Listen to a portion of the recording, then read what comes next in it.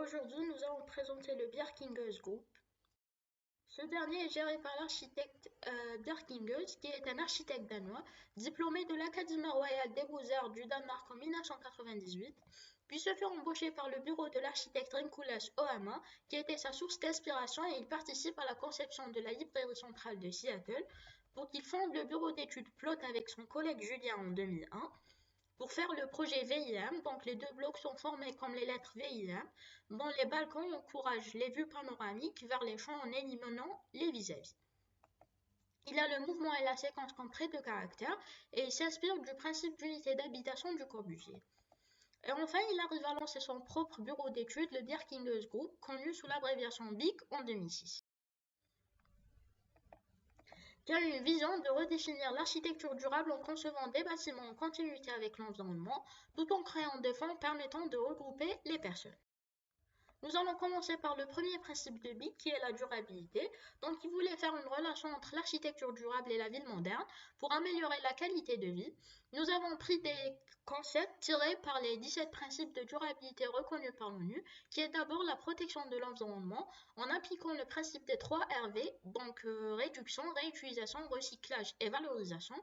Dans ce cas, nous avons pris le projet de Copenhague qui fait la réduction de l'énergie, la réutilisation des déchets de bois et le recyclage du bâtiment existant pour fournir l'électricité et le chauffage pour la ville, et la valorisation en rendant l'usine iconique à travers le ski sur pente, donc c'est une première, le plus haut mur d'escalade au monde et les formes de nuages en anneaux qui invitent de loin.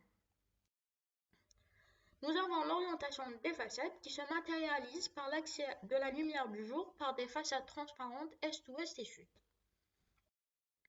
Le deuxième principe qui est la mixité sociale, donc par la participation et l'engagement en créant des volumes liés au lieu des bars pour créer un maximum d'interactions sociales et d'opportunités de rencontres.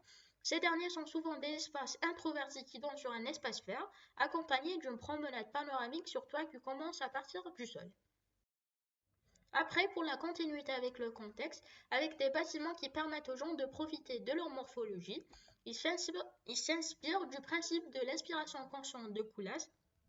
Donc comment? Qu'en première étape, il choisit une source existante comme source d'inspiration, et dans ce cas, on a la promenade sur le toit d'Opéra d'Oslo en Norvège. Ensuite, il développe sa propre stratégie d'outils de conception pour enfin faire un projet inédit. Nous avons l'adaptation en contexte physique. Donc, pour l'installation du projet de montagne à côté du projet VIM, ils ont reproduit les mêmes angles, les mêmes matériaux et même système d'ouverture pour s'intégrer. En relation avec la nature, il opte pour des formes en inclinaison dans un ensemble rectangulaire pour bénéficier au maximum de l'ensoleillement et afin d'assurer l'aération, ou bien un toit qui descend du centre vers le périmètre du site afin de se connecter naturellement avec les bords. Donc ceci nous mène à créer des espaces extérieurs pour le public et pour les occupants du bâtiment. Comme on peut le voir sur cette résidence, donc d'un angle il s'ouvre sur le quartier et sur l'autre il assure la continuité visuelle avec la mer.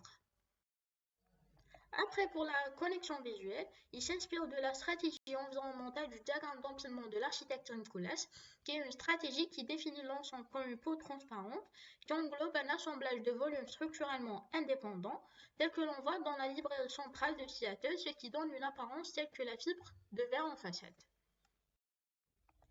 Ces derniers assurent des façades de zones publiques et semi-publiques transparentes par des grandes baies vitrées, ou bien des percées visuelles, par exemple cette vue sur mer qui donne le sentiment de bienvenue. On arrive à l'analyse de l'exemple, donc de la maison 8 qui est au Danemark, elle est de forme de 8. Donc la vision pour cette dernière a été de créer un sentiment de communauté et de renforcer l'interaction sociale entre les résidents. La durabilité qui est l'un des principes de l'architecte et le respect du système écologique.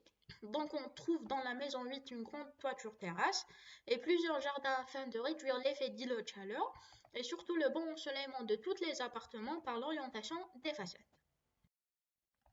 La continuité avec le contexte à travers une piste cyclable qui permet aux gens de faire du vélo du rez-de-chaussée jusqu'au 10e étage, un passage de 9 mètres de largeur qui relie les deux espaces urbains environnementaux et des espaces commerciaux en dessous pour une continuité avec la rue.